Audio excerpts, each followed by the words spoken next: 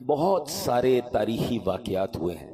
آج ایک عظیم الشان اسلام کی ہسٹری کا واقعہ جو ہے اس کی طرف ہم کچھ معلومات بھی حاصل کریں گے اور قرآن کی روشنی میں اس سے کچھ پیغام لینے کی کوشش کریں گے. پہلے قرآن کی ایک آیت سن لیجئے. اللہ قرآن مجید میں ارشاد فرماتا ہے، پارہ نمبر 4 ہے، سورہ آل عمران ہے اور آیت نمبر 139.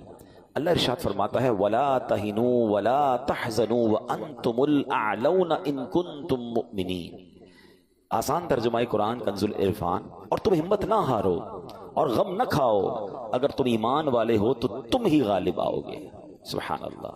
یہ آیت کس عظیم واقعے کی طرف اور کن عظیم لوگوں کی طرف اشارہ کرتی ہے انشاءاللہ ہم سمجھتے ہیں. اس آیت کو انڈرسٹینڈ کرنے کے لیے پہلے میں ایک اور واقعہ آپ کو سناتا ہوں. ایک بیان کیا جاتا ہے کہ کچھ لوگ بحری سمندر میں جا رہے تھے اور اچانک طوفان آ گیا. بحری جہاز بڑے بڑے ہچکولے کھانے لگا، تیز ہوائیں چلنے لگی. مسافر بڑے گھبرا گئے، کلمہ پڑھنے لگے، دعائیں کرنے لگے.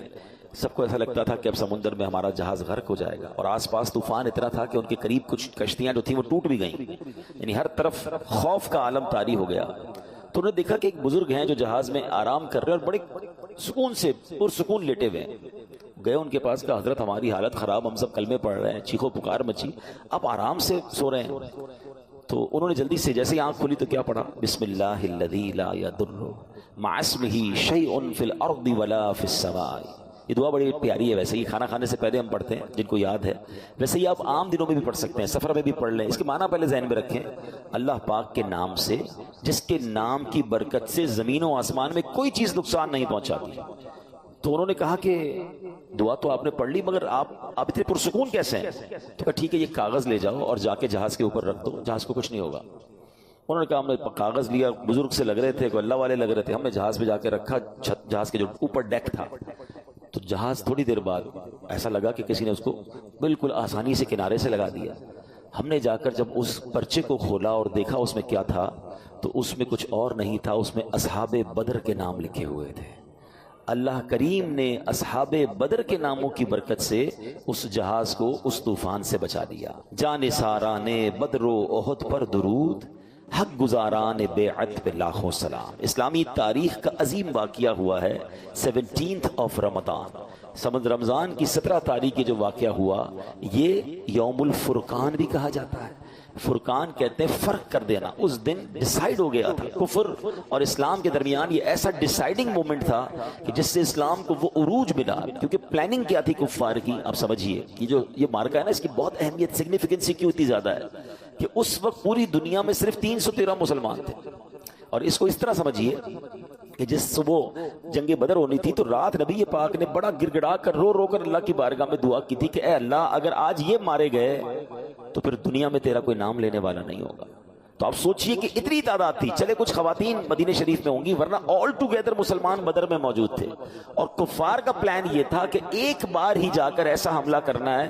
اتنی پریپریشن کے ساتھ گئے تھے کہ ان کو نیست و نابود کر دیں گے، اسلام ہی ختم ہو جائے گا. سارے صحابہ نبی پاک خود جنگ بدر میں موجود تھے.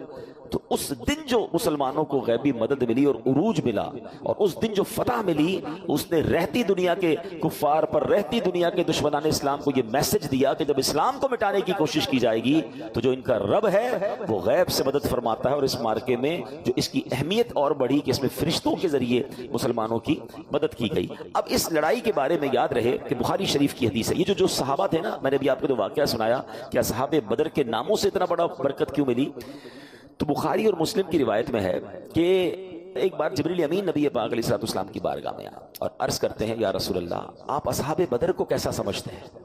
تو فرمایا من افضل المسلمین، یعنی غزوہ بدر میں شریک ہونے والے صحابہ سب مسلمانوں میں افضل ہیں.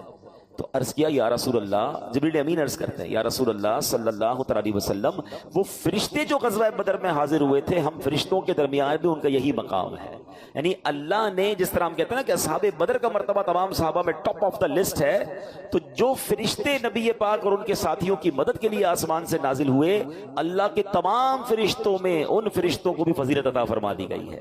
اب یہاں عشق والی بات سن لو کہ جن لوگوں نے اللہ کے دین کی مدد کی، نبی پاک علیہ الصلوۃ والسلام کی بدر کے میدان میں یوں سمجھیے کہ ساتھ دیا، اللہ نے ساری دنیا سے انہیں ممتاز کر دیا، اور جو فرشتے خدمت کے لیے رسول اللہ کی بارگاہ میں حاضر ہوئے، اللہ نے ان فرشتوں کو بھی مقام افضل و اعلیٰ عطا فرما دیا۔ تو پتہ چلا کہ سرکار دو عالم علیہ الصلوۃ والسلام وہ عظیم ہستی ہیں کہ جو ان کا ساتھ دے، جو ان کے ساتھ یوں سمجھے سپورٹیو رول جس نے کردار ادا کیا، اللہ نے یہ مقام دیا۔ اور اگر اس کی ایک جھلک دیکھنا چاہیں تو آج بھی دنیا میں جو نبی پاک کا نام لیتا ہے، دین کی خدمت کرتا ہے، سچا عشق رسول پھیلاتا ہے، نبی پاک سے محبت کی بات کرتا ہے، اللہ آج اسے بھی عروج عطا فرماتا ہے۔ سبحان اللہ۔ وہ شاعر کہتے ہیں نا، ان کے جو غلام ہو گئے وقت کے امام ہو گئے، ان کے جو غلام ہو گئے وقت کے امام ہو گئے، نام لیوا ان کے جو ہوئے ان کے اونچے نام ہو گئے۔ نام جس نے نبی پاک کا لیا، اللہ نے اس کے ناموں کو بھی اونچا کر دیا۔ اب اصحاب بدر کے بارے میں علماء فرماتے ہیں کہ ان کے ناموں کے وسیلے سے دعا کی جائے تو مراد پوری ہوتی ہے، ان ناموں کی برکت سے مریضوں کو شفا نصیب ہوتی ہے، چوروں لٹیروں سے حفاظت ملتی ہے، بے روزگاری ہو تو ان ناموں کی برکت سے روزگار نصیب ہو جاتا ہے۔ غرض کیسی ہی مشکل ہو، اصحاب بدر کے ناموں کے وسیلے سے دعا کریں، انشاءاللہ وہ مشکلات ٹلیں گی اور مرادیں پوری ہو جائیں گی۔ علماء کرام نے لکھا، جو ان پاک ناموں کا ورد کیا کرے، اللہ اسے ولایت کا تاج عطا فرما دیتا ہے۔ تو ان اللہ والوں کے نام لے کر اللہ کی بارگاہ میں ان کا وسیلہ پیش کریں، یا اللہ ان خوش نصیبوں پر تو نے رحمت فرمائی، فرشتوں کے ذریعے مدد فرمائی، اے اللہ ان کے صدقے ہماری بھی دعا قبول فرمائیں۔ یہ بڑے مقبول تھے۔ اچھا، اب اس پوری غزوے کی ایک جھلک میں آپ کو، یوں تو بڑا طویل واقعہ ہے، انشاءاللہ ہم کسی موقع پر اس کو ڈیٹیل میں بیان کریں گے، لیکن چونکہ ینگسٹرز بھی موجود ہیں، ایک چھوٹا سا میں سمرائز کر دیتا ہوں۔ یہ جو معرکہ تھا، یہ غزوہ بدر 17 رمضان کو ہوا تھا۔ اچھا، یہ 2 ہجری میں ہوا تھا۔ پہلے اس کی ڈیٹ سال سمجھیے گا۔ مسلمان بڑی مشکل سے، ڈیفیکلٹی سے مکے سے مدینے پہنچے تھے، ابھی سیٹل ڈاؤن بھی نہیں ہوئے تھے، دوسرا ہی سال تھا۔ ان بدبختوں کو چین نہیں آ رہا تھا کہ مدینے پہنچ کیسے گئے، یہ وہاں سکون میں کیوں ہیں؟ مکے میں تو روز لڑائی ہوتی تھی، روز مارتے تھے، روز مسلمانوں کو تکلیف تھی۔ اب مسلمان ہجرت کر کے اپنا سب کچھ چھوڑ کر مدینے چلے گئے کہ چلے اب وہاں رہیں گے، مگر دوسرے ہی سال ان ظالموں نے وہاں حملہ کیا، اور پلان یہ تھا کہ ونس ان آل ان کو ختم کرنا ہے۔ اب صحابہ کتنے ہیں؟ 313، تلواریں کتنی ہیں؟ 8۔ ٹھیک ہے، رمضان شریف کے دن ہیں، کھانے پینے کا سامان بھی زیادہ نہیں تھا، مگر جوش ایمانی ایسا تھا، جذبہ جانثاری ایسا تھا کہ 1000 کا لشکر سامنے ہے اور یہ صحابہ ان کے سامنے کھڑے ہو گئے۔ روایت میں آتا ہے کہ نبی پاک علیہ الصلوۃ والسلام نے صحابہ سے کوسچن کیا کہ ہم میدان بدر میں جائیں یا رک جائیں؟ ایک سجیشن تھا، ایک مشورہ تھا۔ صحابہ کا جو ریپلائی تھا نا، ذرا سنیے گا۔ مسلمانوں کے پہلے خلیفہ حضرت ابوبکر صدیق اور دوسرے خلیفہ حضرت عمر فاروق اور دیگر صحابہ کرام نے عرض کیا، یا رسول اللہ، آپ کے لیے مکہ چھوڑا ہے، آپ کے لیے سب کچھ قربان کیا ہے، اب جانے بھی آپ کے نام پر قربان کریں گے، اب ہم سے نہ پوچھے جانا ہے کہ نہیں جانا، we are ready for everything whatever you want, آپ جو فرمائیں گے ہم اس کے لیے راضی ہیں۔ اب نبی پاک نے انصار کی طرف رخ کیا۔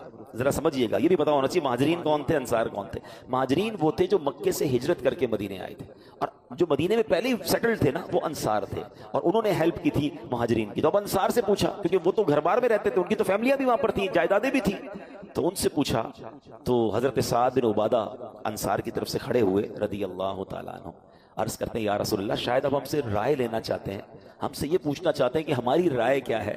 اے اللہ پاک کے آخری نبی صلی اللہ علیہ وسلم، میدان بدر تو یہ رہا، آپ اگر فرمائیں ہم تو سمندر میں اترنے کے لیے بھی تیار ہیں۔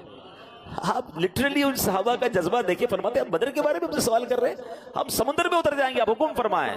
دوسرے صحابی نے عرض کیا، یا رسول اللہ، ہم بنی اسرائیل جیسے نہیں ہیں جنہوں نے حضرت موسیٰ سے کہا تھا، اور جو بنی اسرائیل نے حضرت موسیٰ سے کہا تھا نا، وہ قرآن میں موجود ہے۔ قرآن کی آیت سنیے، فَاذْهَبْ أَنْتَ وَرَبُّكَ فَقَاتِلَا إِنَّا هَاهُنَا قَاعِدُونَ۔ انہوں نے حضرت موسیٰ کے ساتھ بے وفائی کر کے کیا کہا تھا؟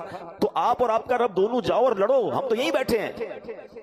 بنی اسرائیل نے دھوکہ دیا تھا نا حضرت موسیٰ کو۔ صحابی کہتے ہیں، حضور ہم بنی اسرائیل نہیں ہیں، ہم جدھر کہیں گے آپ کے ساتھ جائیں گے، سب کچھ قربان کر دیں گے، یا رسول اللہ اپنی جانیں آپ پر نثار کریں گے۔ سبحان اللہ، یہ کیسا شاندار جذبہ تھا صحاب بدر کا۔ شاعر نے اس کا نقشہ بڑے پیارے انداز میں کھینچا ہے۔ وہ کہتے ہیں، تھے ان کے پاس 2 گھوڑے، 6 زرہیں 8 شمشیریں، پلٹنے آئے تھے یہ لوگ دنیا بھر کی تقدیریں۔ سامان اتنا سا تھا، اور پلان کیا تھا کہ دنیا کی تقدیر بدلنی ہے۔ نہ تیغ و تیر پر تکیا، نہ خنجر پر، نہ بھالے پر، بھروسہ تھا تو ایک سادی سی پیاری چادر والے پر۔ اے میرے پیارے اسلامی بھائیوں، اب کیا ہوا؟ جب یہ جانیں ہتھیلی پر لگ کر اللہ کی راہ میں پہنچے نا، تو اللہ قرآن میں فرماتا ہے وَلَقَدْ نَصَرَكُمُ اللَّهُ بِبَدْرٍ وَأَنْتُمْ أَذِلَّةٌ، اور بے شک اللہ نے بدر میں تمہاری مدد کی جب تم بالکل بے سر و سامان تھے۔ اللہ پاک نے غزوہ بدر میں مسلمانوں کی مدد کے لیے پہلی جو مدد بھیجی، 5000 فرشتے بھیجے، 5000 فرشتے آسمان سے نازل ہوئے۔ اور سبحان اللہ، اب یہاں پر بڑی باریک سی بات ہے، بہت ساری کنفیوژن دور ہو جائے، قرآن کے ذریعے ذرا سنیے گا۔ جب بدر میں مدد کے لیے کون آئے تھے؟ ذرا مل کر جواب دیں گے۔ فرشتے آئے تھے، مگر اللہ نے کیا فرمایا؟ وَلَقَدْ نَصَرَكُمُ اللَّهُ، اور بے شک اللہ نے بدر میں تمہاری مدد کی۔ ٹھیک ہے، یعنی مدد کے لیے آئے فرشتے تھے۔ اللہ پاک فرماتا ہے یہ مدد فرشتوں کی نہیں بلکہ رب العالمین کی ہے، اللہ کی مدد ہے۔ پتا چلا کہ اللہ کے بندوں کا مدد کرنا اصل میں اللہ پاک کا ہی مدد کرنا ہے، سبحان اللہ۔ اور فرشتے کون ہیں؟ قرآن خود ان کے بارے میں فرماتا ہے عباد مکرمون، فرشتے عزت والے بندے ہیں۔ تو جن کو اللہ پاک بندہ فرمائے ان کی مدد اللہ پاک کی مدد ہے، تو جنہیں اللہ پاک اپنا دوست فرمائے ان کا عالم کیا ہوگا؟ میں نہیں کہتا، قرآن کہتا ہے الا ان اولیاء اللہ، سن لو بے شک اللہ کے اولیاء۔ اولیاء کون ہوتے ہیں؟ ولی کہتے ہی دوست کو ہیں۔ تو بتائیے، بندے مدد کریں تو اللہ فرمائے یہ میری مدد ہے، تو اگر اللہ کے ولی کسی کی ہیلپ کر دیں تو یہ بھی ایکچولی اللہ ہی کی مدد ہے۔ تو یہ کانسیپٹ اپنا کلیئر کر لیں کہ اگر کوئی اولیاء کرام یا صحابہ کرام کی طرف رجوع کرتا ہے، ذہن یہ نہیں ہوتا کہ یہ مدد کریں گے یا یہ اپنی حیثیت سے مدد کریں گے، اللہ کی عطا سے اللہ جسے چاہے اختیارات دے۔ تو اگر اللہ والے کسی کی مدد کرتے ہیں تو قرآن کی یہ آیت ہمیں بتا رہی ہے کہ وہ مدد دراصل اللہ کی ہے، یہ شرک نہیں۔ شرک یہ ضرور ہے کہ کوئی کہے کہ جناب فلاں شخصیت میری مدد کر رہی ہے، وہ اللہ سے نہیں اپنی طرف سے لے کر دے رہی ہے، اللہ سے لے کر نہیں دے رہی۔ تو جناب ہمارا یہی عقیدہ ہے کہ دینے والی ذات صرف رب کی ذات ہے، خالق و مالک وہی ہے۔ ہاں، وہ جس پیارے کو چاہے، جس اپنے جو ہے وہ برگزیدہ بندے کو چاہے اختیارات عطا فرمائے۔ تو یہ جب بات سمجھ آ جائے گی تو یہ کنفیوژن جو ہے وہ کلیئر ہو جائے گی۔ اب آخری بات، اب اس ٹاپک کو ایک اور طرف لاتے ہیں۔ اب آج کل بڑی باتیں ہوتی ہیں کہ بھائی جب فرشتوں کی مدد بدر میں ہو سکتی تھی تو آج اللہ مدد کیوں نہیں فرماتا؟ آج تو مسلمان بڑی تکلیف میں ہیں، ہر طرف مسلمان ذلیل و خوار ہو رہے ہیں، کہیں دھماکے ہو رہے ہیں تو کہیں جناب مسلمان غربت کا شکار ہیں، تو کہیں مسلمانوں کو دبایا جا رہا ہے، کہیں جناب غیر مسلموں کی فوجیں تباہی مچا رہی ہیں۔ تو جناب آج بھی تو کلمہ گو ہیں، آج وہ مدد کیوں نہیں آ رہی؟ ریلیونٹ کوسچن، سبحان اللہ۔ تو آج ذرا بڑا سادہ سا جواب ہے جو میں نے شروع میں آیت تلاوت کی تھی۔ اللہ نے کیا فرمایا؟ وَلَا تَهِنُوا وَلَا تَحْزَنُوا وَأَنْتُمُ الْأَعْلَوْنَ إِن كُنتُم مُؤْمِنِينَ۔ اللہ نے فرمایا تم ہمت نہ ہارو اور غم نہ کھاؤ، اگر تم ایمان والے ہو تو تم ہی غالب آؤ گے۔ اس کا مطلب یہ ہوا اے محبوب علیہ السلام کے غلاموں، غالب تم ہی رہو گے، سپیریورٹی تمہیں ہی ملے گی، شرط ایک ہی ہے۔ اللہ نے قرآن میں بیان فرما دیا، سچے ایمان والے ہو جاؤ، اللہ پاک پر کامل بھروسہ رکھنے والے ہو جاؤ۔ یہ شرط پوری کر دی جائے، ایمان پختہ کر لیا جائے، ہمیشہ اسلام غالب رہے گا۔ اور آپ غور کیجئے نا، جس زمانے میں حضرت عمر کی حکومت تھی، آدھی دنیا پر حضرت عمر کی حکومت تھی، اتنی ٹیکنالوجیز تو نہیں تھی نا، مگر ایمان مضبوط تھا۔ شاعر مشرق لکھتے ہیں نا، فضائے بدر پیدا کر، ایک کنڈیشن ہے، فضا وہ والی پیدا کرو نا۔ ایمان کیسا تھا؟ اللہ پر بھروسہ تھا، ہتھیاروں پر نہیں تھا، پکے مسلمان تھے نا۔ فضائے بدر پیدا کر، فرشتے تیری نصرت کو اتر سکتے ہیں گردوں سے کتار اندر کتار اب بھی، یعنی آج بھی فرشتے مدد کو آ سکتے ہیں اگر وہ بدر والی فضا پیدا کر لی جائے، وہ ایمان کا لیول کر دیا جائے۔ ایک اور جگہ شاعر مشرق نے سمجھایا نا، حضرت ابراہیم کا جو واقعہ ہے، ارے وہ آگ باغ کیسے بن گئی، آج تو آگ جلا دیتی ہے۔ تو وہ لکھتے ہیں نا، اگر آج بھی ہو ابراہیم سا ایمان پیدا، there is only one condition، ایمان کا لیول وہ چاہیے۔ اگر آج بھی ہو ابراہیم سا ایمان پیدا، آگ کر سکتی ہے انداز گلستان پیدا۔ آج بھی آگ باغ بنے گی، آج بھی فرشتے مدد کو آئیں گے۔ لیول آف ایمان وہ ریکوائرڈ ہے۔ ایمان کا لیول تو ہمارا یہ ہو گیا ہے کہ جناب آج تو بندہ کہتا ہے جھوٹ نہیں بولیں گے نا تو کاروبار نہیں چلے گا۔ مولانا صاحب آپ سمجھا تو رہے ہو جھوٹ حرام ہے، مگر ساری مارکیٹ جھوٹ بولتی ہے۔ آج سود کا کام نہیں کریں گے تو کیسے؟ حضرت آپ کو نہیں پتا، سود کا کام کریں گے نہیں تو ہمارا بلڈنگ ہی نہیں کھڑی ہو سکے گی، ہمارا امپائر ہی کھڑا نہیں ہوگا، ہمارا بزنس ہی یعنی ہمیں ایمان کا وہ کمزور لیول ہو گیا، بلکہ لوگ کہتے ہیں نماز پڑھنے دکان چھوڑ کے جاؤں گا تو کاروبار کیسے چلے گا؟ یعنی ہمارا مائنڈ یہ ہے کہ جھوٹ بولنے سے کام ہوگا، سود کھانے سے یا سود کا کام کرنے سے آگے بڑھوں گا، اپنا بزنس چھوڑ کر نماز پڑھنے جاؤں گا تو بزنس ڈاؤن ہو جائے گا۔ یہ ایمان ہے۔ تو کہاں سے مدد آئے گی؟ آپ بتائیں نا. آپ غور کریں کتنی چیزیں. آج کسی کو کہو بھائی دین کا کام سیکھنے کے لیے کچھ تھوڑا سا ٹائم نکالو، ارے بھائی بچوں کو کھلانا بھی ہے، ہمارے کاروبار بھی ہیں، ہم اگر چلے گئے دین کے کام کے لیے 2-4 دنوں کے لیے تو پیچھے کون ہوگا؟ بچوں کا کیا ہوگا؟ فیملی کا کیا ہوگا؟ تو یہی ایمان ہے نا ہمارا. ہمیں پھر اللہ پر بھروسہ تو نہ رہا نا. یعنی آپ غور کیجئے ہمارا حال یہ ہے. ایک کمال کا واقعہ، حضرت عبد الواحد بن زید کہتے ہیں میں ایک سمندری سفر پر تھا، تیز ہوائیں چلنے لگی، ہمارے جہاز کو کسی جزیرے پر جا کے رکنا پڑا. ہم گئے تو وہاں ایک بندہ غیر اللہ کی عبادت کر رہا تھا. ہم نے اس کو سمجھایا بھائی یہ تو شرک کر رہے ہو. تو اس نے کہا تم کس خدا کی عبادت کرتے ہو؟ تو انہوں نے تفسیر بتائی کہ ہم اللہ کی عبادت کرتے ہیں، اللہ نے ایک رسول ہم پر بھیجے، انہوں نے ہمیں معجزات دکھائے، دلیلیں بتائیں، ہم ایمان لے آئے ان پر. اللہ کا پورا پیغام. انہوں نے کہا پھر ان رسول کا کیا ہوا؟ جب اللہ کا پورا پیغام انہوں نے پہنچا دیا تو اللہ نے انہیں اپنے پاس بلا لیا. تو نے کہا کہ کوئی نشانی ہے تمہارے پاس تمہارے دین کی؟ تو کہا ہمارے پاس قرآن شریف تھا. ہم نے اس غیر مسلم کو قرآن شریف دکھایا. جب اس نے قرآن پڑھا تو وہ آنسوں سے رونے لگا. کہتا ہے کہ یہ تو اس ہستی کا کلام ہے، حق بنتا ہے کہ اس کی نافرمانی نہ کی جائے. اس بندے نے قرآن سنا اور اس کے بعد کلمہ پڑھ کر مسلمان ہو گیا. حضرت کہتے ہیں ہم نے اپنے جہاز میں سوار کر لیا کہ بیچارہ یہ بھی مسافر ہے. تو اب جب رات کا وقت آیا تو ہم سب سونے لگے. تو وہ کہتا ہے یہ بتاؤ جس خدا کا کلمہ پڑھایا ہے وہ سوتا ہے؟ تو کہا نہیں وہ تو نہیں سوتا. تو کیا کمال کی جواب دیا کہ ابھی تو تم نے مجھے مسلمان کیا، مجھے اللہ کے بارے میں بتایا ہے، تو یہ کتنی بری بات ہے کہ محبوب جاگتا رہے، مالک کے سامنے بندہ سویا رہے. مالک جاگ رہا ہے تو غلام کیسے سو سکتے؟ وید بھی ہے کہ ہم سارے سو گئے، وہ ساری رات عبادت کرتا رہا، ساری رات دعائیں کرتا رہا. جب ایک کنارہ آیا تو ہم نے اس کو کچھ پیسے دیے کہ پیسے لے لو، آپ اپنی زندگی کیسے گزارو گے؟ تو وہ کہتا ہے کہ بڑی عجیب بات ہے، جب میں اللہ کی پوجا نہیں کرتا تھا، غیر اللہ کو پوچھتا تھا تو مجھے وہ روزی دیتا تھا. اب تو میں مسلمان ہو گیا ہوں تو مجھے تمہارے پیسوں کی کیا ضرورت ہے؟ وہ مجھے بھوکا کیوں رکھے گا؟ ہائے ہائے. وہ کہتے ہیں یہ ہم سے بندہ ہمیں یہ کہہ کر جدا ہو گیا اور اندازہ ہوا کہ یہ نیا ہونے والے مسلمان کا ایمان کتنا پکا تھا. مگر ہمارا حال کیا ہے؟ ہمیں صرف اسباب پر فکر ہے. نوکری ہوگی تو کام چلے گا، کاروبار ہوگا تو کام چلے گا، فلاں بندہ راضی ہوگا تو روزی ملے گی. اللہ کے بارے میں خیال بھی دل میں نہیں آتا. رب پر بھروسہ کرنا سیکھیں. اللہ چاہے گا تو میرا کام ہوگا. اور یہ کہنا بھی شروع کریں، اپنی زندگی میں یہ شامل کریں. یہ پلاٹ لے لوں گا، اس مارکیٹ میں دکان کھول لوں گا تو کاروبار چلے گا، وہ والی چیز مجھے مل جائے گی تو میں ترقی کر جاؤں گا. نہیں، میرا رب چاہے گا تو ترقی ہوگی. میں آخری بات کر کے اپنی گفتگو کو آپ کو اشارتاً سمجھا دیتا ہوں. دیکھیں یہ ہاتھ ہے نا، پارٹ آف دا باڈی ہے. آنکھیں پارٹ آف دا باڈی ہے، کان پارٹ آف دا باڈی ہے، ٹھیک ہے، پیر، یہ سب حصے ہیں نا ہماری باڈی کے. بندہ کیا کہتا ہے کہ یار میرے پاس ہاتھ ہیں، میرے پاس آنکھیں ہیں، کان ہیں، اس لیے میں بول رہا ہوں، اس لیے سن رہا ہوں. نہیں، ہاتھ ہوتے ہیں لیکن اللہ نہ چاہے تو یہ ہاتھ کام نہیں کرتے ہیں. آپ نے دیکھا ہوگا کسی کو فالج ہو جائے اس کا ہاتھ نہیں اٹھتا، وہ گرپ نہیں کر پاتا. اس کا مطلب ہاتھ سب کچھ نہیں ہے. اللہ چاہے گا تو یہ ہاتھ کام کرے گا. ہاتھ لگا ہوا ہے مگر کام کا نہیں ہے، انگلیاں نہیں چل رہی ہیں، پکڑ نہیں پا رہا بندہ. آپ نے نابینا لوگوں کو دیکھا ہوگا، ان کی آنکھیں لگی ہوئی ہوتی ہیں، وہ آنکھیں نکلی ہوئی نہیں ہوتی، بلکہ اتنی کلیئر آئیز ہوتی ہیں کہ کبھی کبھی تو ہمیں لگتا ہے یہ مجھے دیکھ رہا ہے. مگر جب ہاتھ پھراتے ہیں تو پتہ چلتا ہے نہیں یار آنکھیں تو لگی ہیں مگر نظر نہیں آ رہا. It means part of the body is nothing. اس میں نور جب آئے گا جب میرے رب نے چاہنا ہے. زبان لگی ہوئی ہوتی ہے، جو لوگ بول نہیں سکتے، گونگے ہوتے ہیں نا، ان کی زبان ایگزسٹ کرتی ہے مگر زبان ہوتے ہوئے وہ بول نہیں پاتے. کان لگے ہوئے ہوتے ہیں مگر وہ سن نہیں پاتے. پیر ہوتے ہیں لوگوں کے مگر چل نہیں پاتے. یہ بالکل شاندار اگزامپل ہے کہ ہم محتاج ہیں. ہم کچھ بھی کر لیں، دنیا بھر کا سامان جمع کر لیں، اگر اس سامان سے نفع نہیں اٹھا سکتا، رب نے نہیں چاہنا تو میں نفع نہیں اٹھا سکوں گا. کھانا سامنے پڑا ہوتا ہے، لوگ اٹھا کے کھا نہیں سکتے. خدا کے واسطے اسباب سے نکلو. اصحاب بدر کا یہ واقعہ پکار پکار کر کہہ رہا ہے کہ سامان تھوڑا ہو جناب، چیزیں تھوڑی ہوں، اسباب تھوڑے ہوں، مگر رب راضی ہونا تو بندہ جو ہے وہ پھر طوفان سے ٹکرا جائے، اللہ اس میں بھی کامیابی عطا فرماتا ہے، فرشتے بھیج دیتا ہے.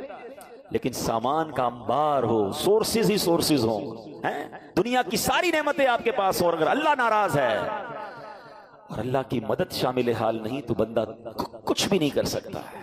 تو اس واقعے سے یہ میسج لینا ہے، سبق لینا ہے اور ایمان مضبوط کرنا ہے. ہر چیز میں پہلے یہ چیک کرو کہ اللہ میرے اس کام سے راضی ہوگا یا ناراض ہوگا. کاروبار کرنے جا رہے ہیں، رک جائیں یار یہ ڈیل اللہ کو ناراض تو نہیں کر دے گی. کسی عالم دین سے پوچھ لیتا ہوں. گھر میں کوئی پروگرام کر رہے ہیں، رک جائیں یار یہ فیملی گیدرنگ کہیں میں اللہ کو ناراض تو نہیں کر بیٹھوں. سب سے پہلے اللہ کو راضی کریں ورنہ اچانک سب کچھ برباد ہو جاتا ہے. اللہ کرے کہ دل میں اتر جائے میری بات. تو اے میرے پیارے اسلامی بھائیو، ماہ رمضان ہے، خوب لوگوں کے ساتھ اچھا برتاؤ کریں. کہتے ہیں what goes around comes around. آپ لوگوں کے ساتھ اچھا کریں، اللہ کی رحمت سے آپ کے ساتھ اچھا ہوگا. غریبوں کی مدد کریں. یہ مہینہ ماہ سخاوت ہے. نبی پاک علیہ الصلوۃ والسلام اس مہینے میں اتنا خرچ کرتے تھے کہ حدیثوں میں آتا ہے جیسے تیز ہوا چلتی تھی میرے آقا ہر آنے والے سائل کو دیتے، اپنے غریب رشتہ داروں کو دیں، اپنے غریب ملازمین کو دیں، اپنی پوری زکوٰۃ اگر ابھی تک ادا نہیں کی تو ادا کریں، زکوٰۃ میں کمزوری نہ لائیں، کیونکہ زکوٰۃ میں کمزوری جو ہے وہ مال کا میل ہے، مال میں مل گیا تو پورے مال کو برباد کر دے گا۔ ہم کہتے ہیں یار باڈی میں وائرس ہے، ایک بار پورا نکالو، تھوڑا سا بھی رہ گیا واپس آ جائے گا۔ تو زکوٰۃ ایسا نہ ہو کہ زکوٰۃ نہ دے کر ہم اپنے مال کو اپنے لیے عذاب کا باعث بنا لیں۔ اور اپنے غریب رشتہ داروں اور ملازمین کے بعد میری گزارش ہے کہ اپنی زکوٰۃ میں، اپنے ڈونیشن میں دعوت اسلامی کو بھی یاد رکھیں۔ آمین بجاہ النبی الامین صلی اللہ تعالی علیہ وسلم۔